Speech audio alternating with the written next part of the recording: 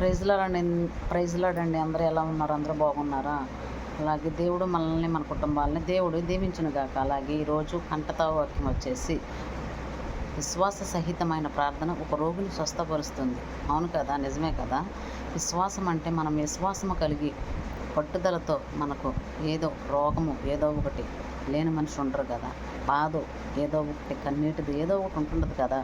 అది వచ్చినప్పుడు మనము కన్నీటితో కూర్చోకోకుండా ఏడుతో కూర్చుంటే మన కష్టాలు పోవండి. దేవుణ్ణి అడగాలన్నమాట. విశ్వాస సహితమైన ప్రార్థన ఒక రోగిని స్వస్థపరుస్తుంది.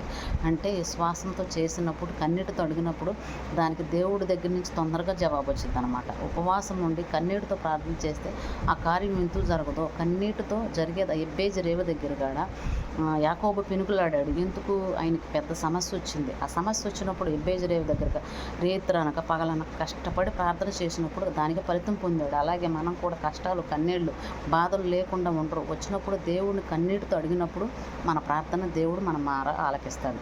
దయతో ఏమన్నా తప్పులుంటే క్షమించండి. దేవుడు మనల్ని, మన కుటుంబాలను దీవించునుగాక.